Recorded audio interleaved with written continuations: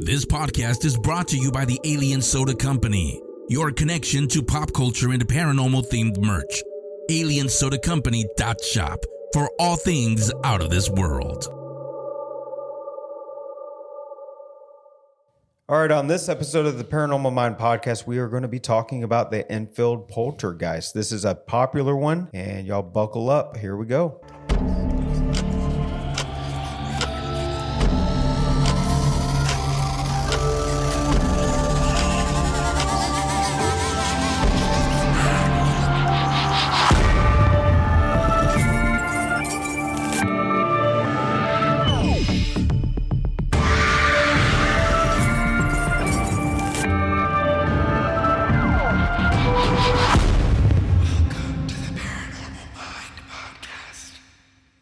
What's up, everybody? Welcome to the Paranormal Mind podcast. What's up, everybody?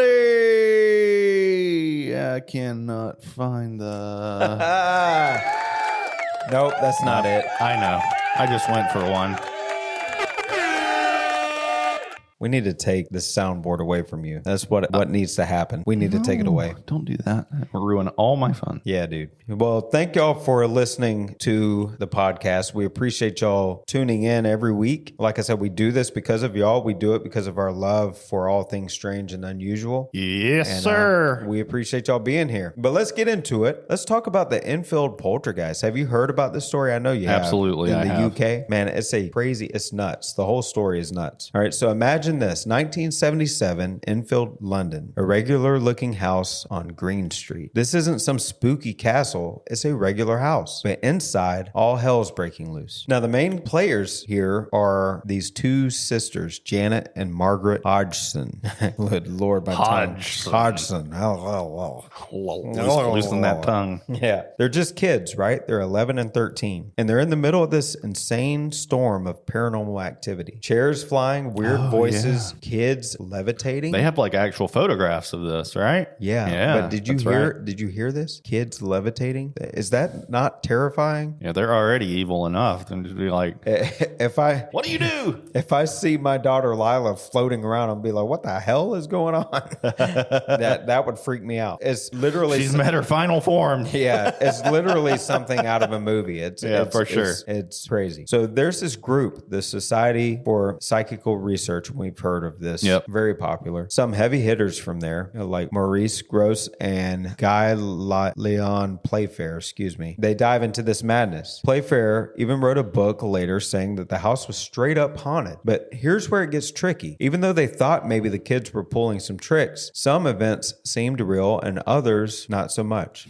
So they thought maybe the kids had some part to play in this. So speaking of skeptics, there were plenty. Some thought these girls were just expert pranksters. There's a video out there where Janet's caught bending spoons like an amateur Uri Geller. Okay. You know who Uri Geller is, right? You know, and to stop real quick, Uri. If you follow him on X, which is formerly Twitter, man, he's got some wild posts, man. Oh, I'm sure. Like he talks about aliens, he talks about all this stuff, and it's wild. Like you look at some of his posts and be like, is this guy high? Yeah, like what's going on here, buddy? But it's so entertaining to watch and read his posts. I mean, it really is. It's really entertaining. But I remember Uri Geller. I remember watching an old video clip, and he was on this talk show, and I can't remember. It was way back in the day with James Randi. Okay. You know who James Randi is. So James Randi is a magician, or was a magician. He passed away a while ago, but an extreme skeptic. Basically, he said, hey, we'll give $1 million to anybody that can prove that they have mediumistic abilities, that they've got psychic powers, anything like that. So Uri Geller was on this show and was going to demonstrate the spoon bending thing that he did. Well, James Randi was like, okay, I brought my own set of spoons. Okay. And they've been tested and they've been validated and they're the real deal. Go ahead and bend these. And Uri was like, my powers are just weak. You know, I think because all the attention is focused on me, my power's just weak. And it is. He was unable to do it. So my thing is like, dude, if you're like not the real deal, deal, why even sign yourself up for that? Like, I feel like you're headed down. Well, because you have that cop out. Well, I just wasn't on my A game. The big thing too that you got to probably think of is people sign up to do it because they get eyes on them. They get publicity. You ever heard of the bad publicity? Yeah,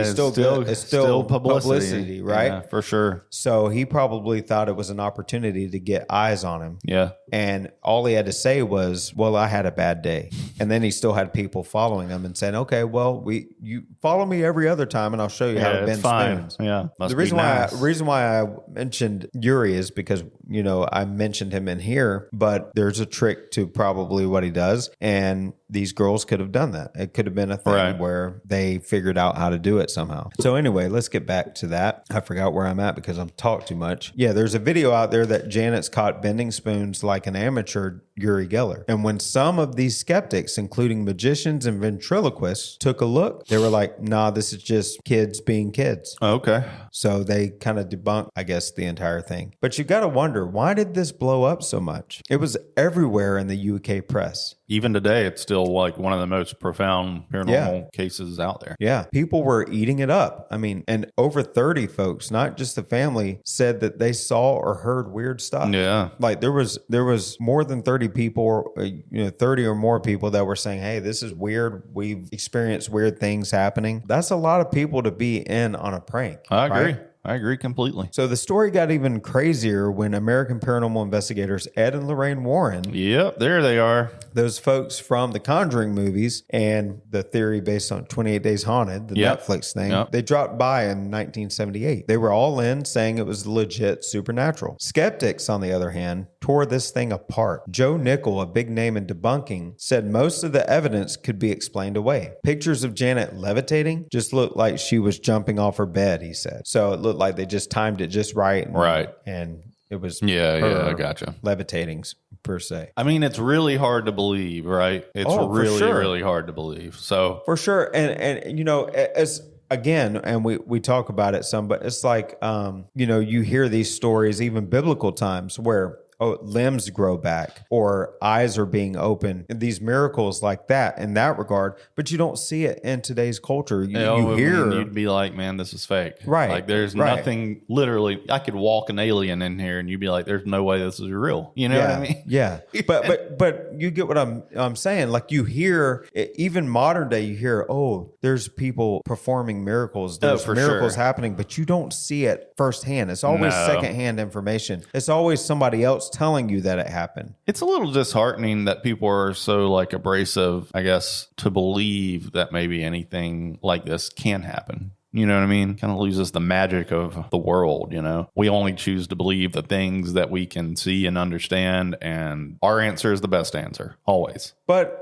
we only choose to believe things that we can see and understand, but isn't that like the most logical approach? Isn't that something that maybe... I mean, but on the other hand, man, it's logical, but it's not what brings us forward in learning. I mean, we didn't understand gravity at one time. The apple just fell, only because somebody was like, there's got to be something behind this. And they went and figured it out. Is that too far different than paranormal investigating? No, not really. I mean, so I would like to think that at some point in time, and if we're alive to see it, great. If not, then maybe the stuff that we do today is all part of the building blocks of coming up with of knowledge. And then so when spirits are talked about 100 years from now, it is logic. That's part of the learning pool. You know what I mean? Well, hopefully it will be that. Hopefully we'll get some understanding or some knowledge of what's going on because, it's perplexing. There's a lot of things out there that we really can't understand. Yeah. And it's not about the work. It is about the work we do today, but you can't honestly find full validation in just our experience today. It's going to be a collective effort one day. All of these works that we talk about Ed and Lorraine Warren. We talk about Holzer. Maybe they'll talk about searchers one day when we're gone. Maybe. You ever think about that? That we're stupid and we mispronounce things. Look at these fools. They say scram a lot and get out. They talk about us words like that today.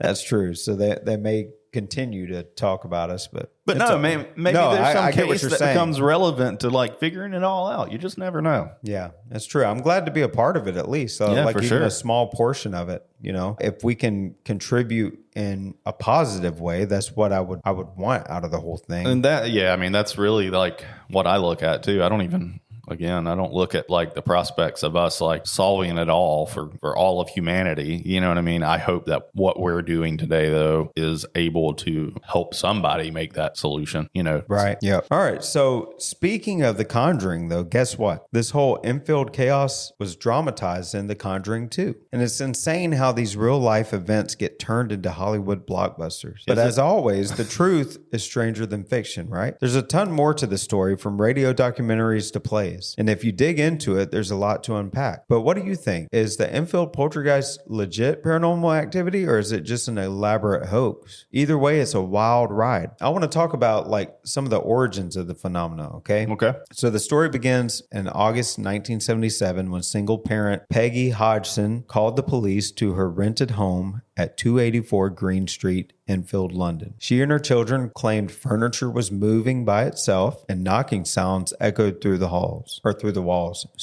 Interestingly, one police officer even reported witnessing a chair wobble and slide without an apparent cause. So the disturbances quickly escalated. Along with the aforementioned moving objects and knocks, there were accounts of disembodied voices, particularly from Janet, the 11-year-old daughter, Right. loud noises without an obvious source, toys and other objects being thrown around, overturned furniture like I talked about, and perhaps most chillingly, levitation of the children, especially Janet. Now again, it's centered around the 11-year-old, and that's weird. Is she a prankster? Was she fooling people? Was she just a master at what she did at even 11 years old? I don't know. That's what's really tough about the Because my daughter's 10. Yeah. And like she's smart, but to pull a prank like that without giving it away somehow. This had a lot of attention too. So like, Right, a lot of media attention around London. right. Like, Yeah. if you knew that like in the back of your head that you were faking the whole thing, wouldn't that be like really troublesome for you to like be put in the spotlight like that? Like, Unless her mother was in on it and kind of encouraged helped her along with the whole thing. It's just I mean, I hard. don't It's know. hard. It's It hard to could- understand that. I always have issues with stuff like that. Not to say that it's not fake, but it's like, man, I guess it's just me, right? Like, I don't spend my days trying to figure out how I'm going to fool somebody to that nature. Like, that'd be a tough one to be able to even do. Well, unless you're wanting the fame and fortune and Find it in another way, I suppose. guess. So over 18 months, various individuals, including the Hodgson's neighbors, journalists, and paranormal investigators, claimed they witnessed this paranormal activity. Now, the investigators in their findings, we'll talk about that a little bit. Many paranormal experts visited the house during the peak of the disturbances. Notably, members of the Society for Psychical Research, SPR, Maurice Gross and Guy Leon Playfair were central figures in the investigation. Playfair later wrote a book about the incident titled "This House is Haunted." Just straight up said it's haunted. While they believed some of the phenomena was genuine, they did catch the children, especially Janet, in acts of deception. Oh, really? Like bending spoons. They theorized that even if the children did play tricks sometimes, there were genuine phenomena occurring too. But then, that makes me wonder. It's like, okay, well, if you find where's the line? Right. If you find trickery a little bit, there could be more weaved in there that you don't know. That you're how can you say anything else after that is legitimate? Unless the evidence that they saw is just so profound that there's no way that somebody could have made it up. We oftentimes do experiments and get results. There's just, how do you even begin to fake it, Oh, yeah. For sure. I mean, of course, our firsthand experiences are always going to be different than anything you can write in a book. Like, yeah, if we wrote out what we did, even we film it all too. And it's like, yeah, there can always be somebody out there that say, okay, you guys pre-planned this and set it all up, but we know we didn't. Right. And that's really the difference there. Yeah. And so like, yeah, there's things that we've experienced. There's no way we can have made it up. For sure. For sure. Now, on the other side of the spectrum, American demonologist Ed and Lorraine Warren visited the house and proclaimed the events to be supernatural, like I was talking about. However, their involvement and findings have been criticized and seen as exaggerated. Okay. Several skeptics debunked the events of the Enfield Poltergeist. Joe Nickel of the U.S.-based Committee for the Scientific Investigation of Claims of the Paranormal, CSICOP, was a major critic. along with Milbourne Christopher, an American stage magician. They argued that many of the occurrences could be easily staged or were simple pranks. There were also suggestions that Janet's possession voice was a result of ventriloquism. Video evidence showed her using her false vocal cords to create the voice, a technique she later demonstrated on television. Moreover, there were contradictions and inconsistencies in their testimonies of the family and witnesses. Some experts also pointed out that the phenomena only seemed to occur when the children were present and in focus. So any other time, it's just business as usual, I suppose. So the Enfield Poltergeist story has since become a significant part of pop culture, particularly in the UK. It's a very famous case there. It's been featured in documentaries, TV series, radio broadcasts, and notably inspired the storyline for the Hollywood blockbuster The Conjuring 2. Whether it was an elaborate hoax, a genuine paranormal event, or somewhere in between, the Enfield Poltergeist remains one of the most debated and analyzed paranormal events in history. You know, I want to say something too. It's kind of on topic, but also slightly off topic. I feel like when, you mentioned the Warrens' name now, there's a lot of criticism with that, but that's only solely based on the fact that a lot of their cases were embellished in cinematic horror movies. Nobody was doing that before, really. And now that you make a movie out of it, it's like, oh, screw those guys. And then there was other claims of things with Ed. Yeah. Some things with Ed Warren. And like, I'm not going to get into the shuffle of like, oh, look at all the bad stuff somebody did. Guess what, man? We're human, and nearly everybody has a skeleton in their closet. Well, and that doesn't mean too that you 100% negate all of their work. You can't. Because there could be some portions of their work that's legitimate. Like even if there's an evil scientist, right? Right. If he comes up with a discovery that helps mankind or helps our understanding of scientific law or anything like that, are we going to discard everything that he said just because of his character? I don't Oppenheimer movie is a really good case of that, and Oppenheimer himself, my takeaway after watching the movie is, yes, I know that it was like it's going to be embellished to some degree, but the takeaway too is that like right and wrong's not always like black and white. I mean, yeah, the terms are, but like what is right today, you may have to do it knowing that there's going to be something wrong tomorrow, or your actions you may say is for the greater good, but it's a questionable ethical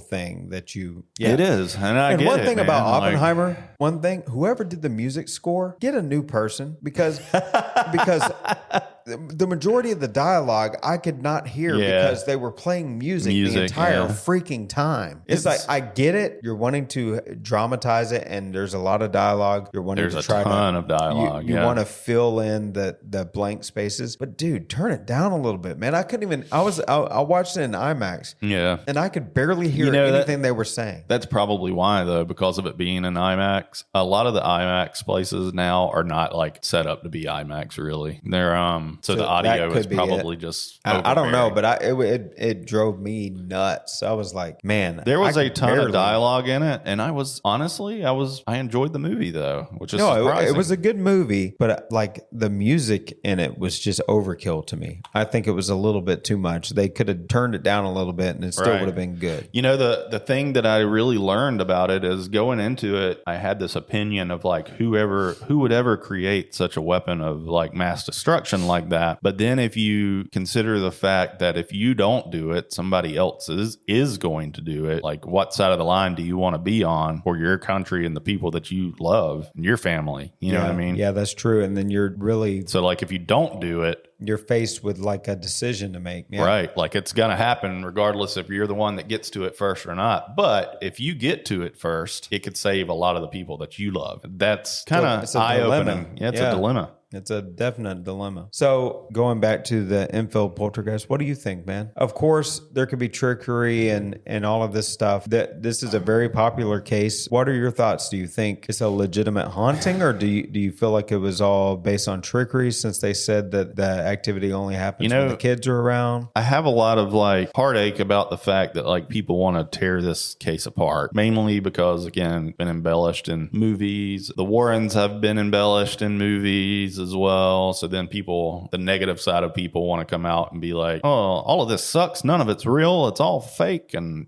these people are frauds. And I was like, or they're just people, Well, and I'm very careful about saying if somebody. Yeah, you have to tread carefully with that stuff. Which is why, I'm really persistent about the things that we do. People should only base them on our experiences, right? We're not telling you whether or not. All we can tell you is what we witnessed and the things that we caught doing it. Yeah. We ain't trying to fake anything. Now, that's not to say that things vicariously don't get you could twist them. You know what I mean? We're not trying to. It's not intentional. I feel like when we edit videos and stuff like that, we try and keep it as transparent as we possibly can. And, the only way we know to do that is to answer questions that get thrown our way about any of it. You know what I mean? At the end of the day, you can only judge what we experienced. I can't tell you what to believe past that, and I don't want to. Well, I'm very careful of saying that this was all a hoax or whatever. Yeah, you can't. Because you weren't there. Well, that and my thing is if my daughter came to me and things were going on, I would want to believe her before I casted judgment on her. I would be like, okay, I'm going to believe you until there's evidence that there's not anything. And it's the same with these kids, 11 and 13 years old. If they're claiming that things are going on, I would rather give them the benefit of the doubt than to say, oh, you're full of crap. And that is searchers in a nutshell, right? I mean, searchers believe. Yeah. It's not searchers don't believe. Yeah. Well, and there's a lot of people out there that are afraid to come forward because they feel like somebody's going to call them crazy. Yeah, somebody's going to say that they're faking it. So I'm very careful in saying that anything like that is a hoax. Now, if you have a 100% proof that it was fabricated, then present it, and then I'll take a look at it and go from there. And the other part is okay, are you faking out of malice? Are you intentionally trying to fake stuff? Or do you believe something is going on and you're finding examples in little things? And maybe you don't necessarily. Maybe you're just misinterpreting. Yeah. And that happens a lot. We do private cases and stuff where that happens a lot. We go into those with the idea of all right, so how do we handle this in a way to make these people more comfortable? Because I'll oftentimes just saying, oh, no, this ain't real. That doesn't do it. Well, anyway, that was the Enfield Poltergeist. What do y'all think about it? Yeah, let us know. Hit us up on our social media. You can go to searchersbelieve.com. That's where you can find us. You can also find us searchers on Facebook, Twitter, or X, and Instagram, and all that stuff now. And let us know what you think. Do you think the Enfield Poltergeist was a hoax? Do you feel like it was legitimate? What are your thoughts on it? Also, go check out our sponsor, Alien Soda Company. Go get all of your strange and unusual merch. They have it. You name it. They got it. Check it out. aliensodacompany.shop. If you're not a patron member, go to Patreon. What are you doing? Yeah, go to patreon.com/searchersbelieve. Go there, sign up, and get a chance to win an all-expense paid trip to come investigate with me and Josh. And every Friday, you get to see our goofy faces on Josh's video. Goofy face on video. Yeah. But thank y'all so much for listening. We really appreciate y'all hanging out with us. And until the next episode, Searchers out. See ya.